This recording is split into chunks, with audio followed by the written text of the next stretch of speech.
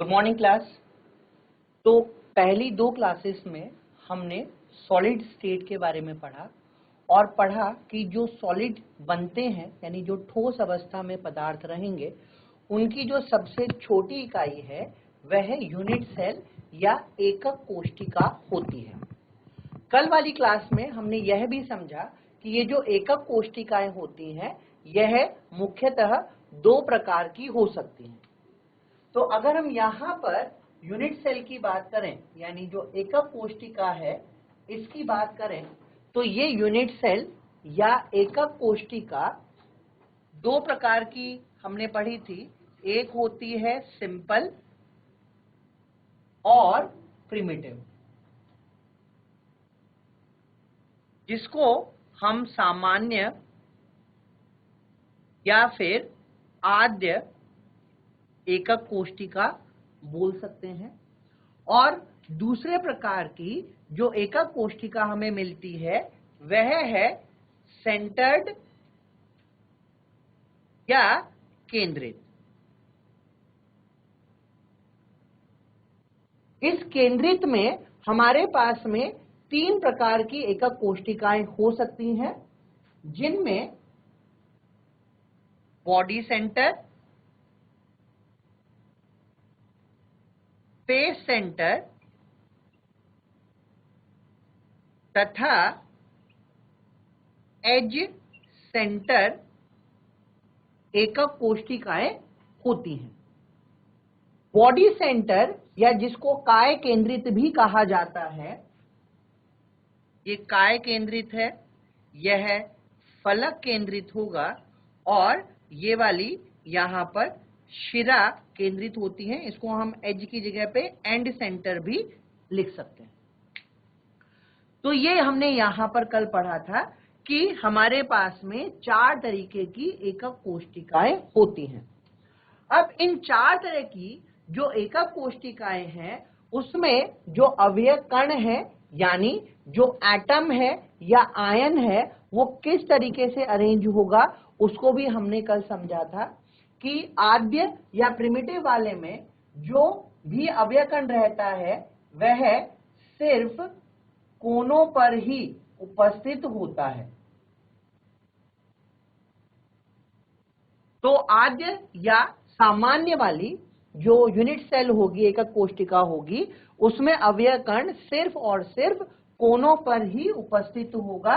यानी अगर हम एक सरल घनीय संरचना बनाते हैं तो इस सरल घनीय संरचना में हम देख सकते हैं कि जो सिंपल या प्रिमिटिव वाला है इसमें जो एटम होगा या जो अवयव कण है वो सिर्फ कॉर्नर पर ही उपस्थित होता है। हमने कल यह भी समझा कि किसी भी एक घन की अगर हम बात करें तो उसमें हमारे पास में 8 कॉर्नर हो सकते हैं। इसके अलावा अगर हम यहां पर बॉडी सेंटर यानी काय केंद्रित की बात करते हैं तो इस केस में कोने प्लस काय के केंद्र पर यानी बॉडी के सेंटर पर एक एटम उपस्थित हो सकता है। तो अगर हम यहां पर इसके लिए ड्रॉ करते हैं तो ये कुछ हमें ऐसा दिखाई देगा, जिसमें कॉर्नर पे तो एटम उपस्थित है ही, लेकिन इनके कॉर्नर के अलावा इस बॉडी के बीच में भी एक एटम उपस्थित होता है। और अगर कोई बॉडी के बीच में रहेगा तो वह एक ही इकाई मानी जाएगी।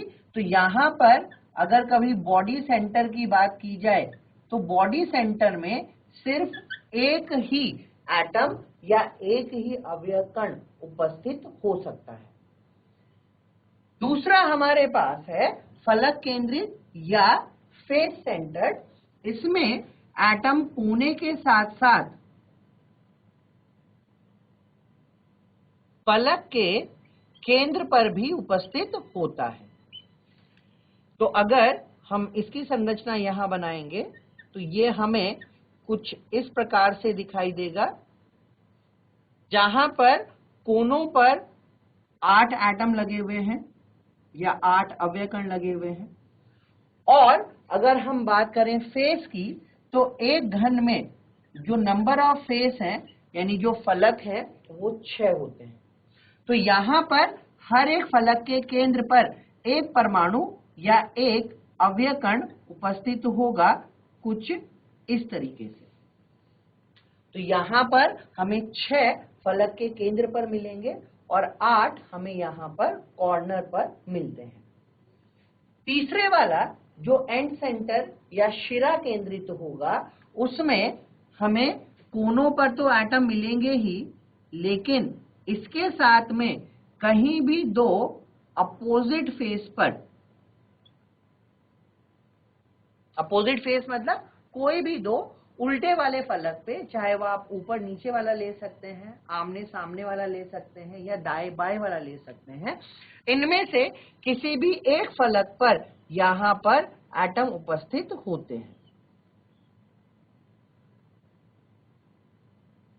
यहां पर कॉर्नर पर रहेंगे और कॉर्नर के साथ साथ किन्हीं भी 2 अपोजिट फलक में ले रहा हूं, टॉप वाला और बॉटम वाला, यहां पर एटम उपस्थित होते हैं।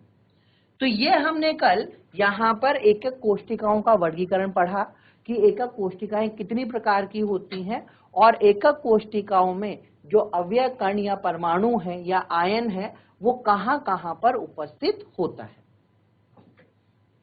इसके आगे हम पढ़ते हैं कि अगर हम किसी भी एक संरचना में किन्हीं एटम्स को कॉर्नर पे, फेस के सेंटर पे, बॉडी के सेंटर पे या इनके एज यानी जो कोने हैं, यानी जो आप किनारा बोल सकते हैं, किनारों के सेंटर पे अगर रखते हैं, तो वहां पर हर एक एटम यानी हर एक अवयव कण कितना योगदान या कितना कंट्रीब्यूशन करता है, और उसी कंट्रीब्यूशन के आधार पर हम किसी भी ठोस के सूत्र को ज्ञात कर सकते हैं। तो हमारे पास है यहां पर कंट्रीब्यूशन ऑफ एटम्स।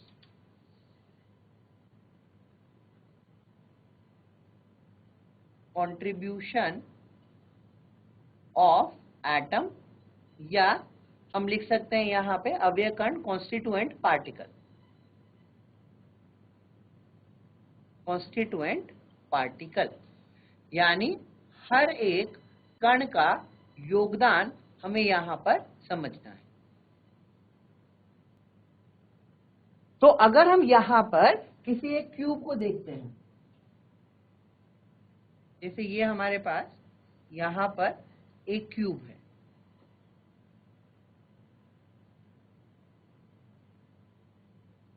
तो इस क्यूब में हम इसको ऐसे समझ सकते हैं, जैसे मेरे पास में एक क्यूब है, तो इस क्यूब में मेरे पास यहां पर 8 कॉर्नर हैं, यानी एक यूनिट सेल, एक घनीय एकक कोशिका या एक सिंपल एकक कोशिका की अगर कभी बात की जाएगी, तो एक क्यूब में यहां पर जो कॉर्नर हैं वो कितने हुए मेरे पास में? 8 हुए। इसी प्रकार से अगर मैं इस क्यूब में फलक देखता हूं, तो इसमें यहां पर हमें 6 फलक यानी 6 फेस दिखाई देंगे, जिसमें yellow, red, white, orange, green और ब्लू, इस तरीके से हम देख सकते हैं। तो यहां पर अगर हम फेस की बात करेंगे तो हमारे पास में कुल 6 फेस होंगे। अब अगर हम बात करें यहां पर एज की, एज मतलब हुआ किनारा, तो कॉर्नर हो गए कोने, ये कोने हैं, फेस हो गए यहां पर फलक, और एज हमारे पास में हो गए किनारा। तो अगर कभी यहां किनारे के लिए देखा जाएगा, तो किनारे का मतलब ये है कि जहां पर ये 2 फलक आपस में आके मिलते हैं, यानी अगर आप इस वाली लाइन को देख रहे हैं तो ये इसका एक किनारा माना जाएगा। अगर हम इस वाले में बात करें तो ये वाला जो यहाँ पे, ये जहां पे ये वाला ऊपर वाला और नीचे वाला फलक आपस में मिले, उसे एक किनारा माना जाएगा। तो अगर हम एक क्यूब में देखें तो यहां पर जो हमें एजेस मिलते हैं, कितने मिलते हैं? 1 2 3 4। 4 तो ऊपर की तरफ मिले, 5 6 7 8, 4 हमें मिले नीचे की तरफ, 9 10 11 एंड 12। यानी अगर किसी एक क्यूब में देखा जाएगा तो यहां पर हमें 12 एजेस यानी 12 किनारे मिलते हैं। इसी तरीके से अगर हम यहां पर बात करें बॉडी सेंटर में यानी काय के केंद्र में, तो बॉडी सेंटर या काय के केंद्र में हमें एक ही अणु मिल सकता है। सेंटर मतलब यहां पे कहीं पे प्रेजेंट होगा तो वो एक ही होगा, उसके अलावा यहां पर कोई और अणु हमें नहीं मिलेगा। अब इसी क्यूब में अगर हम थोड़ा और आगे बढ़ते हैं तो अब हम इनका देखते हैं योगदान। तो ये कितना योगदान यहां पर हर एक एटम कर सकता है। तो अगर हम एक कॉर्नर को देख रहे हैं, यहां पे थोड़ा सा आप एनालाइज करें, अगर मैं यहां पर इस कॉर्नर को देख रहा हूं, ये वाले कॉर्नर को, तो ये कॉर्नर यहां पर इन 3 कॉर्नर से जुड़ा हुआ है। इसी तरीके से इधर भी 3 होंगे। तो हम देखेंगे कि कॉर्नर का जो एक एटम है यह एक्चुअली, अगर मैं ऊपर से किसी कॉर्नर को देखने की कोशिश करूं, देखिए मैंने 4 यहां पर क्यूब रखे हुए हैं। अब ऊपर से हम देखेंगे और अगर मैं इसमें एक स्फीयर एटम लगाता हूं तो ये मुझे कुछ ऐसा दिखाई देगा। यानी एक बॉल हमने इस 4 कॉर्नर पे, हम इनको ऊपर से देख रहे हैं बेटा, 4 कॉर्नर हमने 4 क्यूब ऐसे आपस में लगाए हुए हैं, तो ये नीचे से हमें ऐसे 4 दिखाई देगा। इसके ऊपर भी बॉल है, तो इसका मतलब एक कॉर्नर यहां पर 8 के साथ में लगा हुआ है। तो कॉर्नर पर जो कंट्रीब्यूशन होता है वो होता है 1/8 का। और इस तरीके से हमारे पास कितने कॉर्नर होंगे? 8। तो अगर कोने पर एक एटम लगा हुआ है तो इस एक एटम का जो कंट्रीब्यूशन है ये 1/8 होगा।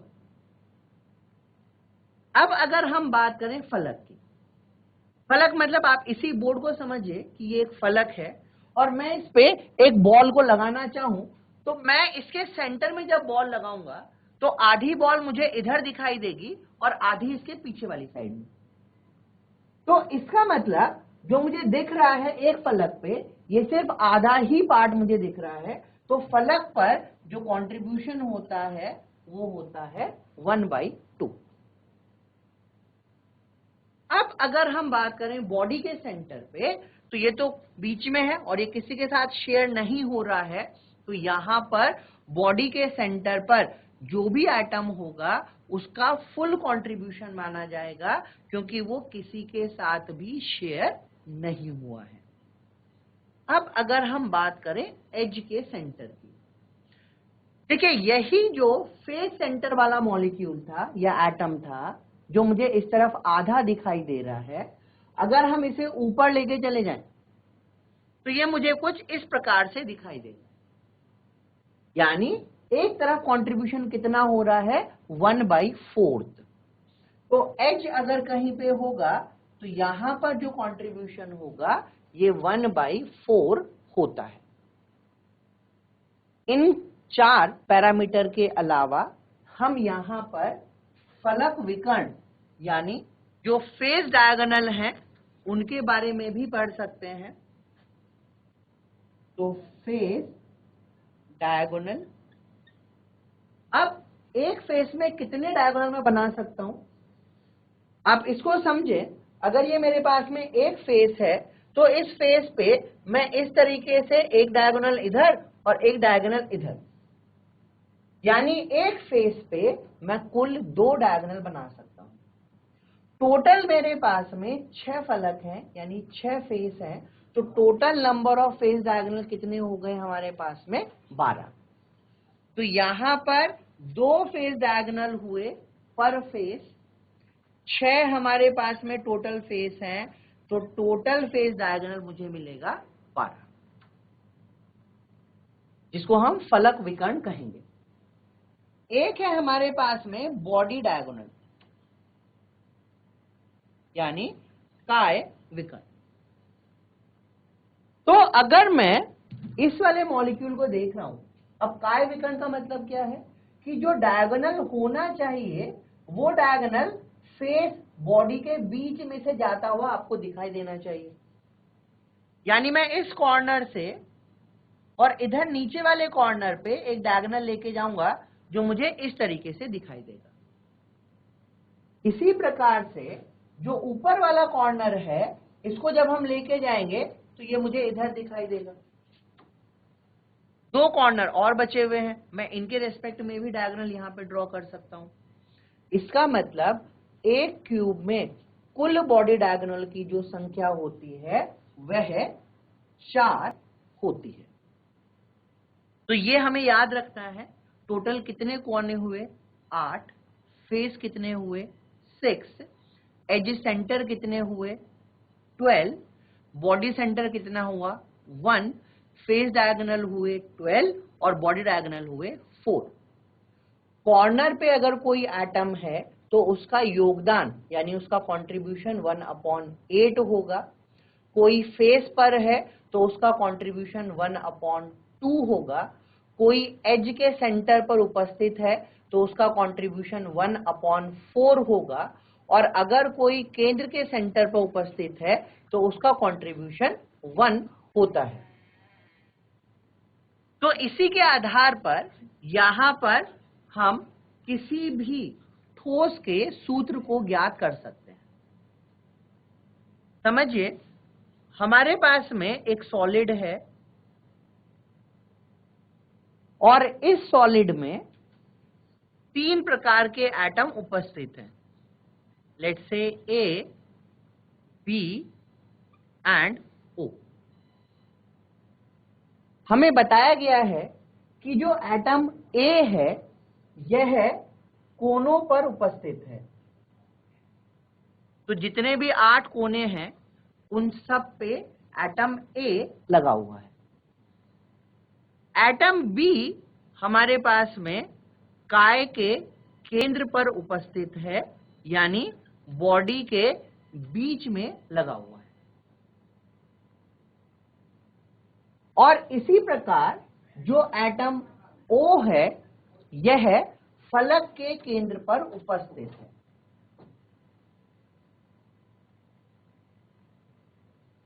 तो हमें बताना है कि ये जो सॉलिड होगा इसका सूत्र यानी इसका स्ट्रक्चर फॉर्मूला क्या हो सकता है। देखिए किस तरीके से हम इसको करेंगे।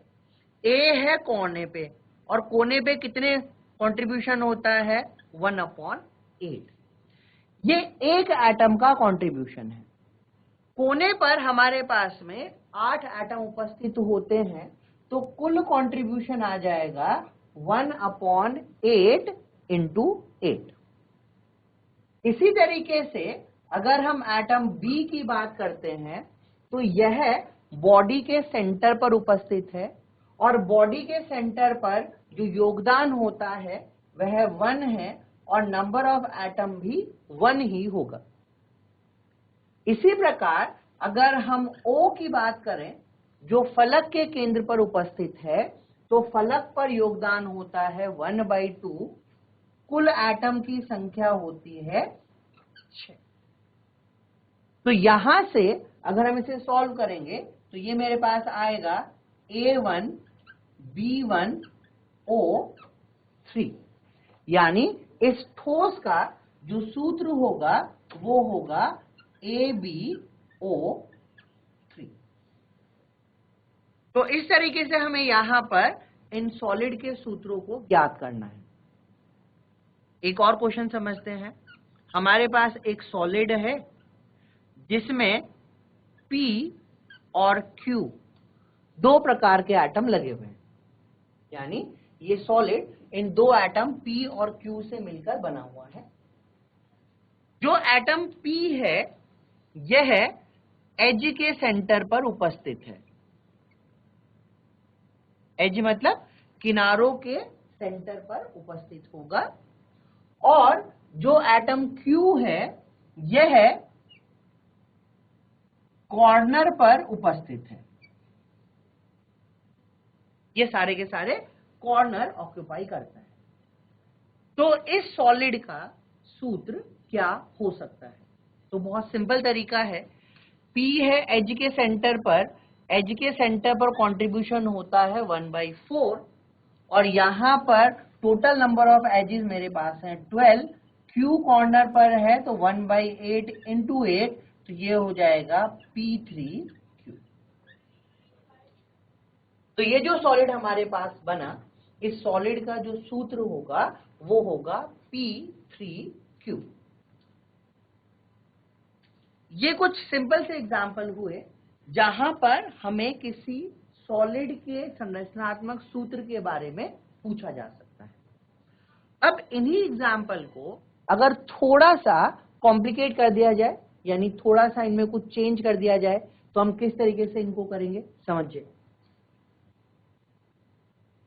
जैसे मैं यही वाला एग्जाम्पल ले रहा हूं ABO वाला, जिसमें A कोनों पर उपस्थित है, B काय के केंद्र पर उपस्थित है, और O फलक के केंद्र पर उपस्थित है। अब हमें कहा गया कि यहां से कोई 3 एटम मिसिंग है।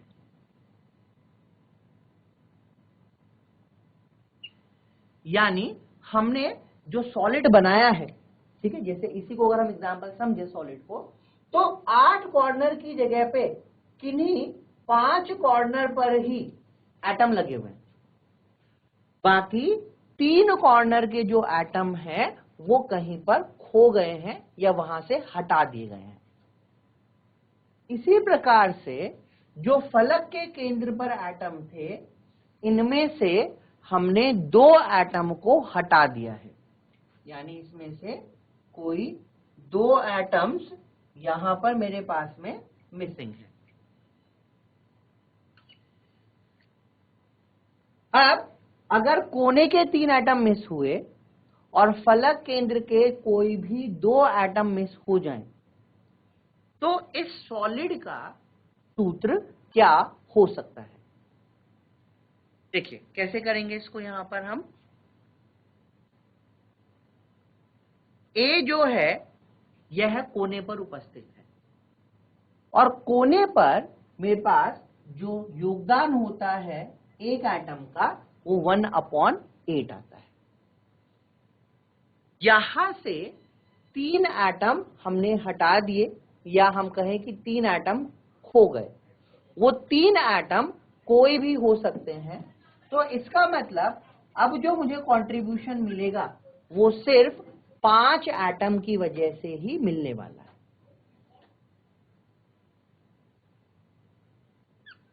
बी जो है वह काय केंद्र पर उपस्थित है।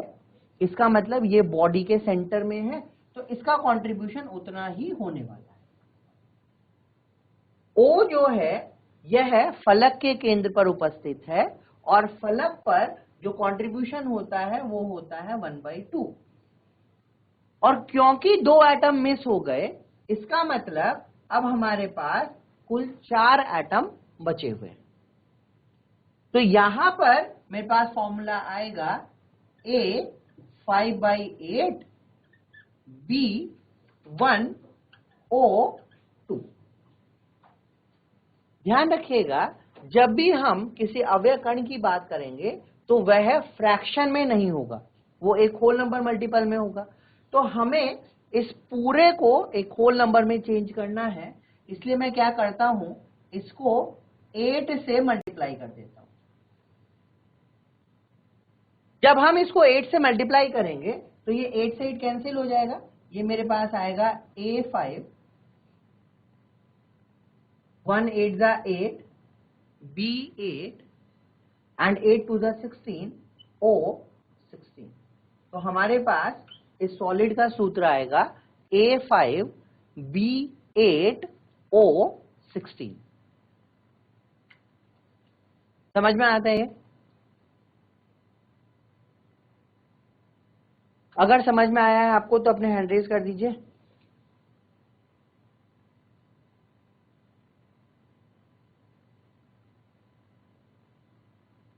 ओके, जो पीपल कोटी में बच्चे बैठे हुए हैं इनमें से कुछ को समझ में आया, कुछ को नहीं आया, क्योंकि जो हैंड रेज किया है वो कुछ ही बच्चों ने किया है।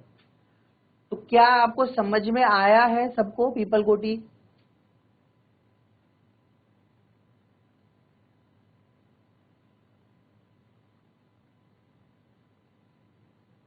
क्या आपको सबको समझ में आया है पीपल कोटी? कोई भी एक माइक ले लीजिए बेटा। पीपल कोटी, कोई भी एक बच्चा माइक ले लीजिए।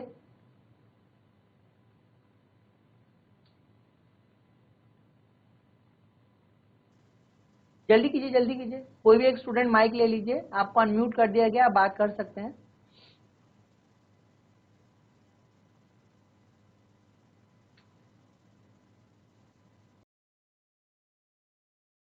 हाँ जी, यस सर। आपकी आवाज आ रही है बेटा। हाँ जी, आपको समझ में आया हेलो कैसे करना है? अपना नाम बताएं। सर। अभी तो सर ललित शाह। ओके, समझ में हाँ आया सर, बच्चे सर आपको ललित कैसे करना है Lalit sir. Question? Sir sir आधा आधा है सर। आधा आधा का मतलब क्या है बेटा? आधा चम्मच या पूरा चम्मच? आधा का सर मतलब क्या होता सर है? सर थोड़ा है। सर थोड़ा है सर। थोड़ा आया है, ठीक है। Yes sir. ओके, तो फिर से एक और क्वेश्चन करते हैं और उसमें देखते हैं कितना आपको समझ में आता है, यस सर। कितना नहीं आता है। बैठिए बेटा।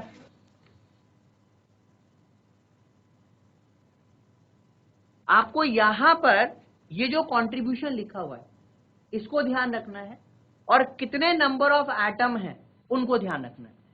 तो कोने पे 8 एटम हो सकते हैं और कोने पे एक एटम का योगदान 1/8 है। इसी तरीके से फेस सेंटर पे 6 एटम हो सकते हैं और फलक पर जो एटम का योगदान है वो 1/2 है। एज यानी जो किनारा है वो कुल 12 किनारे हो सकते हैं और हर एक एटम का जो योगदान है वो 1/4 है। अगर कोई बॉडी के सेंटर में है तो वहां पर एक ही एटम होगा, और क्योंकि वो किसी के साथ शेयरिंग नहीं कर रहा है इसलिए वहां पर कोई भी कंट्रीब्यूशन हम फ्रैक्शन में नहीं लेंगे, तो उसका कंट्रीब्यूशन पूरा का पूरा यानी 1 ही माना जाएगा। अब अगर हम यहां पर एक क्वेश्चन लिखें, यानी हमने एक सॉलिड को डिजाइन किया है कुछ इस तरीके से,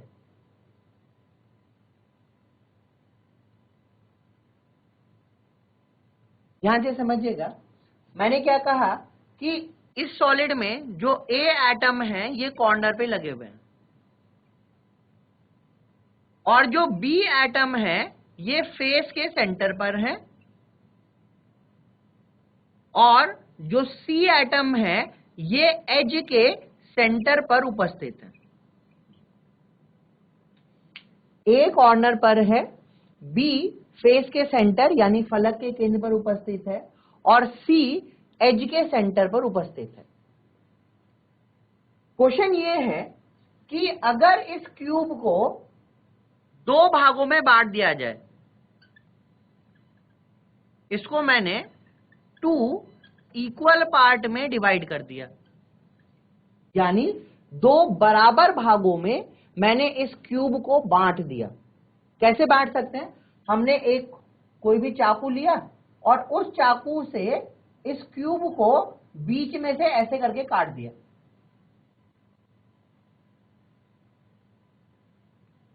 अंडरस्टैंड? तो अब जब हम इसको बीच में से ऐसे काट रहे हैं, बात समझ में आ रही है? जैसे ये वाला क्यूब है, मैंने क्या किया, इसको यहां से बीच में से मैं तोड़ दूं। तो जब मैं इसको बीच में से तोड़ रहा हूं यानी इसको 2 इक्वल हाफ में मैं ऐसे कट करूंगा तो आधा मुझे इधर मिलेगा और आधा इधर मिलेगा। अब क्वेश्चन ये है कि जो भी एटम इसको टच कर रहे थे उनको मैंने हटा दिया, ठीक है। तो मैं नेक्स्ट लिख रहा हूं कि जो एटम टच करते हुए थे उन्हें हटा दिया गया।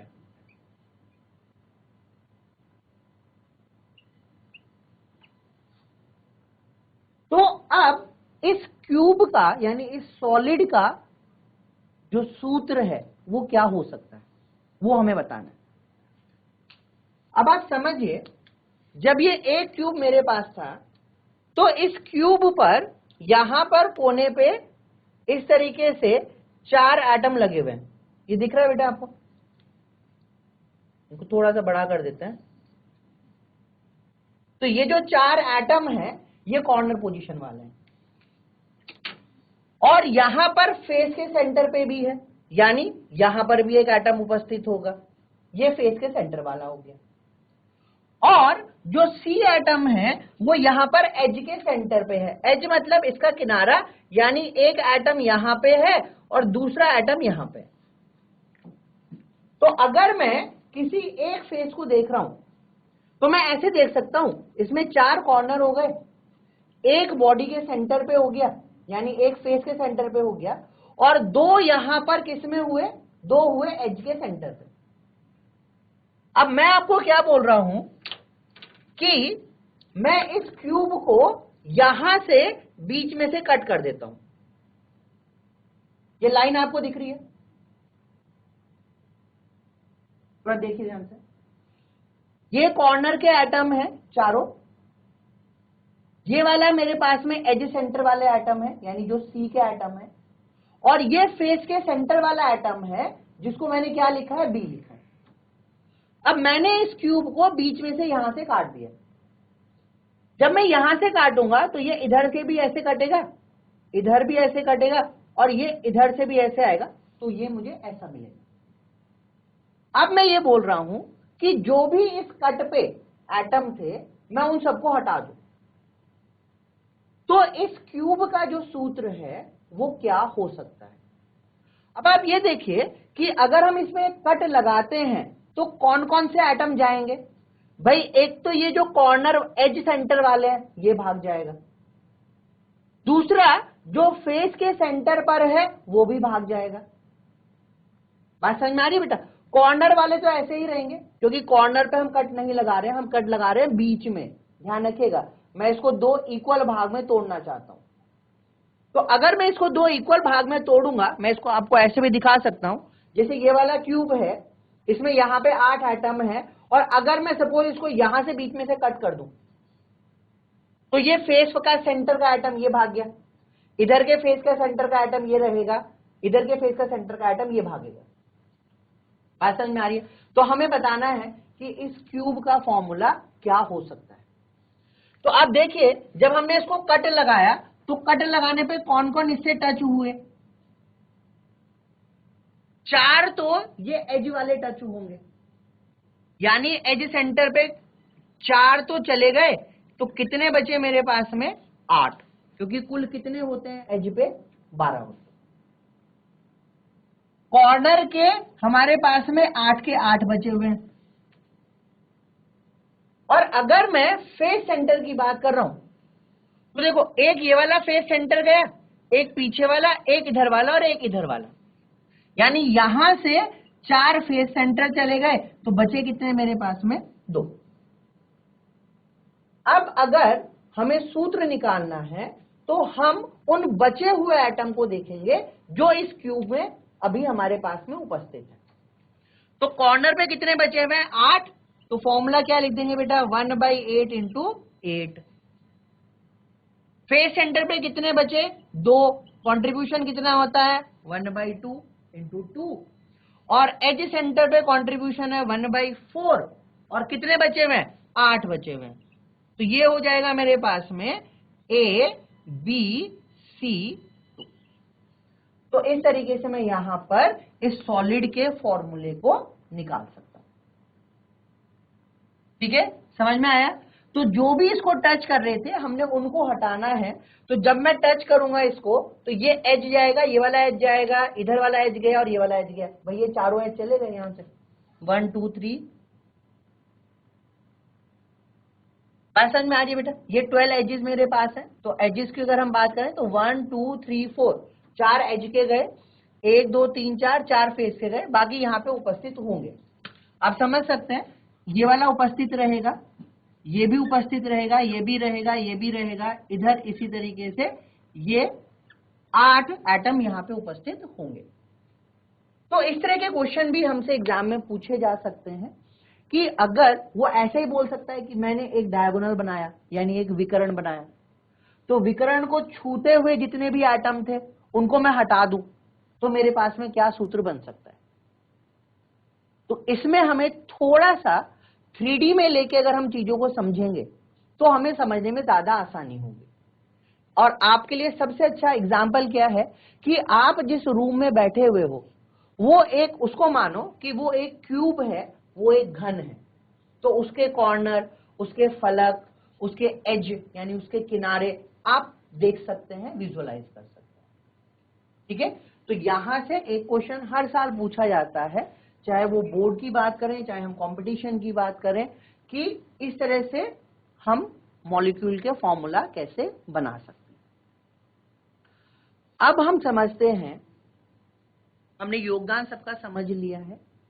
अब हम समझते हैं कि अगर मेरे पास कोई एकक कोशिका है, यानी कोई एक यूनिट सेल है, तो उसमें नंबर ऑफ इफेक्टिव एटम यानी प्रभावी अणु की संख्या प्रति एकक कोशिका कितनी हो सकती है। तो नेक्स्ट टॉपिक है हमारे पास में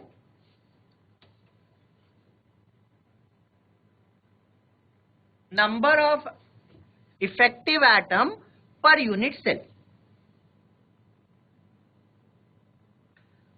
कंट्रीब्यूशन क्या है इसको आप याद रखिएगा, क्योंकि इन्हीं के आधार पर हम इफेक्टिव एटम की संख्याओं को निकालते हैं। तो नेक्स्ट है हमारे पास में number of effective atom in unit cell. Hindi में हम लिख सकते हैं प्रभावी परमाणु की संख्या। तो किसी एक एकक कोशिका में कितने नंबर ऑफ इफेक्टिव एटम हो सकते हैं, और इसको हम रिप्रेजेंट करते हैं Z से। तो सॉलिड स्टेट में या अपने बुक्स में अगर आप देखेंगे तो प्रभावी अणुओं की संख्या को, प्रभावी परमाणुओं की संख्या को Z से निरूपित किया गया है। समझते हैं, ठीक है, स्टेप बाय स्टेप चलते हैं। सबसे पहला हमारे पास था यहां पर सिंपल क्यूबिक, जिसको हम बोल रहे थे सरल घनीय, या इसको प्रिमिटिव यूनिट सेल भी हमने बोला था, आद्य यूनिट सेल। तो अगर हम सिंपल क्यूबिक में बात करें और थोड़ा सा ध्यान करें, तो सिंपल क्यूबिक में जो एटम था वो सिर्फ और सिर्फ कहां पर उपस्थित था, कॉर्नर पे। यह था कॉर्नर, इसके अलावा कहीं और एटम उपस्थित नहीं थे। तो इसका मतलब अगर हम इसके लिए Z की वैल्यू निकालेंगे तो कॉर्नर पे कितना योगदान होता है, 1/8, और कुल कॉर्नर कितने होते हैं मेरे पास में, 8, तो Z की वैल्यू आ जाएगी 1।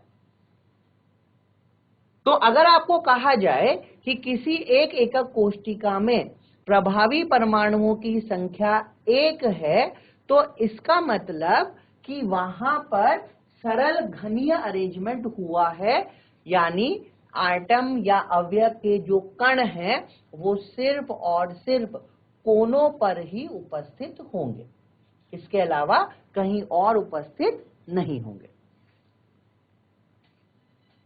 दूसरा है हमारे पास में फेस सेंटर। फेस सेंटर यानी फलक केंद्रित।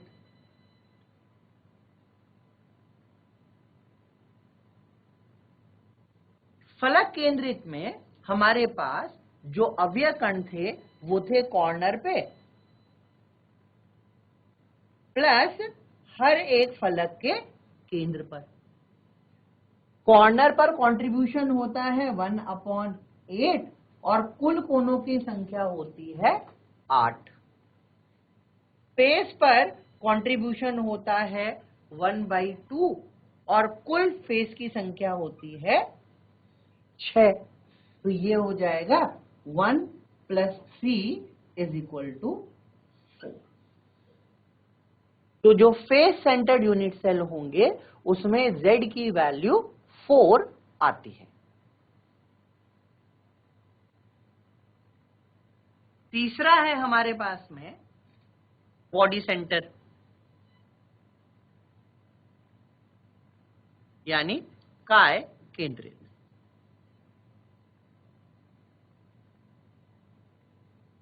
तो बॉडी सेंटर में जो अवयव कण होते हैं वो होते हैं कॉर्नर पे प्लस बॉडी के सेंटर पे, यानी उस काय या उस बॉडी के मध्य में एक उपस्थित होगा।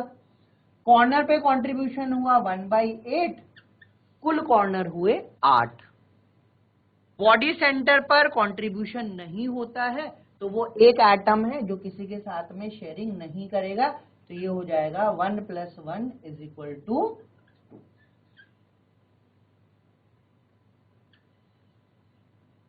तो बॉडी सेंटर के लिए जो Z का मान होता है वो 2 होता है। चौथा है हमारे पास में एंड सेंटर।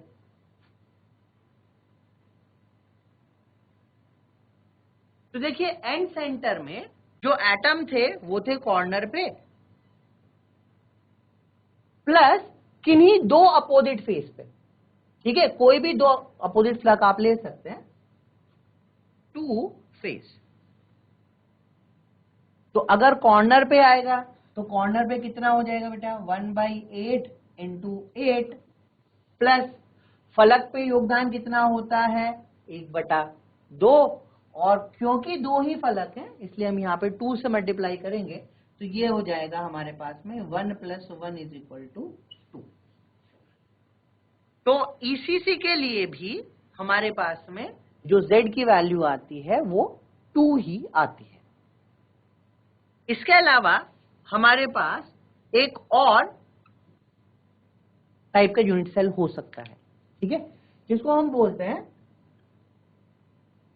हेक्सागोनल क्लोज्ड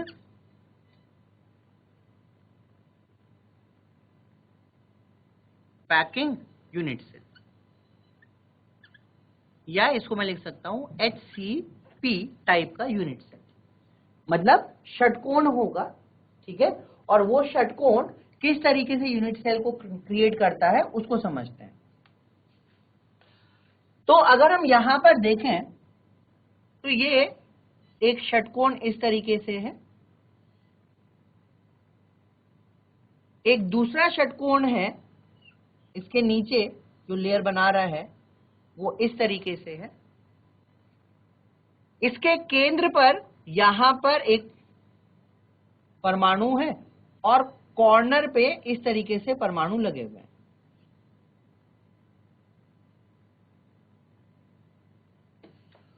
और इन दोनों के बीच में यहां पर 3 परमाणु इस तरीके से अरेंज होते हैं। तो अगर हम इनको जोड़ें आपस में तो ये कुछ ऐसे जुड़ जाएगा बेटा, ये वाला पीछे से जुड़ रहा है तो इनको आप इस तरीके से ऐसे जोड़ सकते हैं। थोड़ा सा आप 3D में इसको समझने की कोशिश करें तो ये मुझे कुछ इस तरीके से दिखाई देगा। आप इसको ऐसे समझ सकते हैं,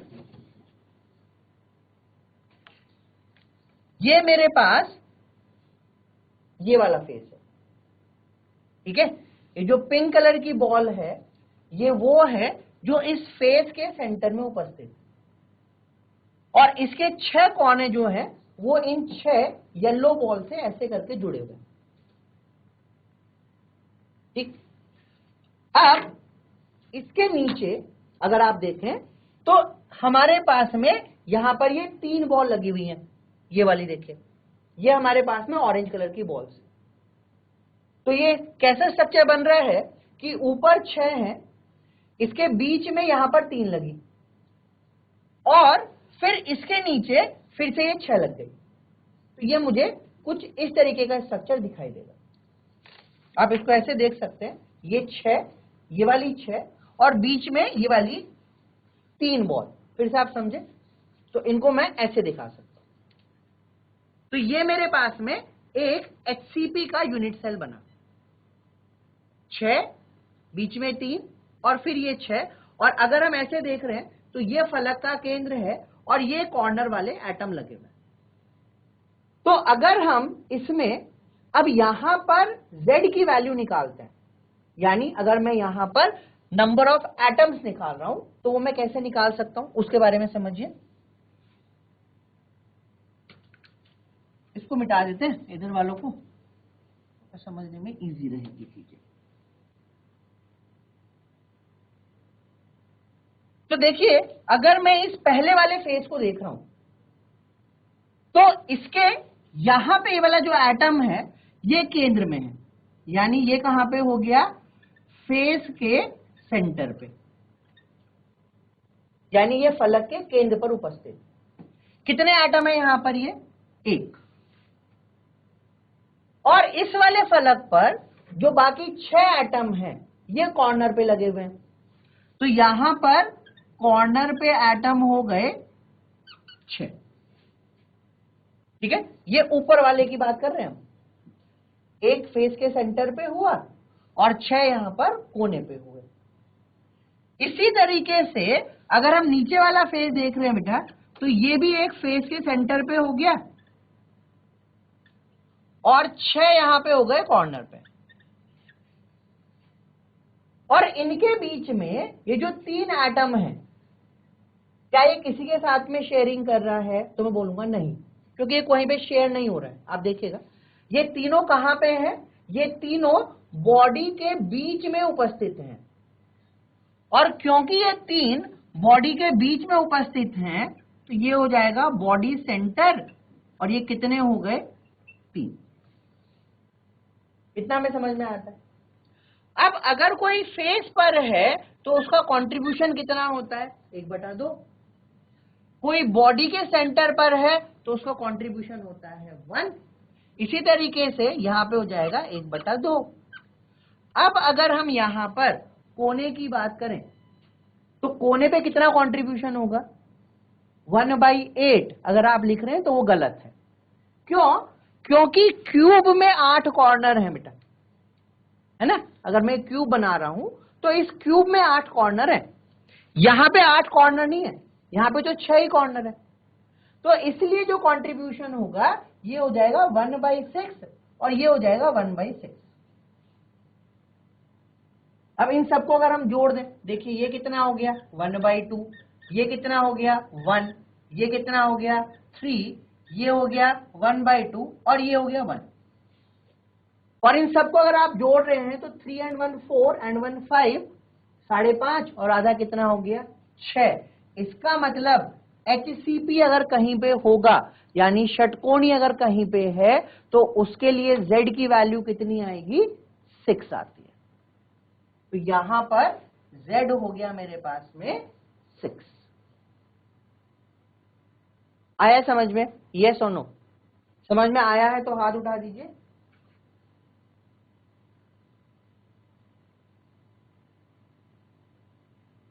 GIC मडकोट, आपको नहीं समझ में आया बेटा, एक को ही आया बस। हाँ, दोबारा से समझिएगा, हम कैसे एटम का कंट्रीब्यूशन निकालते हैं बेटा। हमें एटम की पोजीशन देखनी है कि कोई भी अवयव कण या कोई भी परमाणु कौन सी पोजीशन पे रखा हुआ है, और दूसरा हमें वहां पर उसका कंट्रीब्यूशन देखना है, यानी उसका योगदान देखना है कि वो कितना योगदान वहां पे कर सकता है। तो जैसे हमने क्यूब में समझा, कोने पे था तो 1/8 योगदान था, फेस पे था तो 1/2 था, कहीं पे सेंटर पे आ रहा है एज पे तो 1/4 है। इसी तरीके से ये थोड़ा सा अलग है, ये है हेक्सागोनल। तो यहां पर इस तरीके से एक बना, ये पिंक वाला इस फेस के सेंटर पे है, बाकी 6 कॉर्नर पे लगे हुए हैं, तो कॉर्नर पे कंट्रीब्यूशन कितना आ जाएगा 1/6, और कितने एटम है 6। अब जैसे ये ऊपर है ऐसे ही एक नीचे की साइड में भी है ना बेटा, तो यही तो टोटल यूनिट सेल बनाएगा, ये पूरा बनेगा।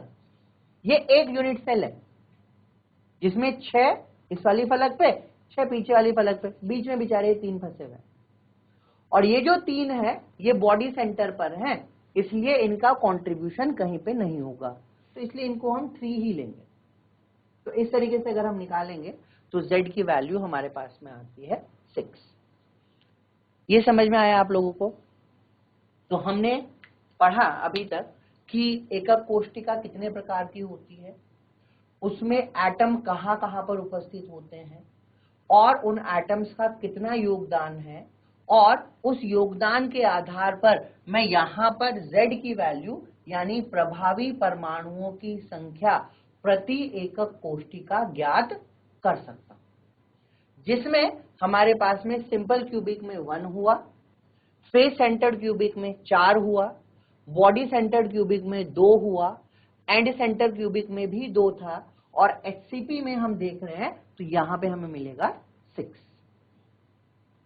ठीक है, तो ये हुआ number of effective atom in a unit cell.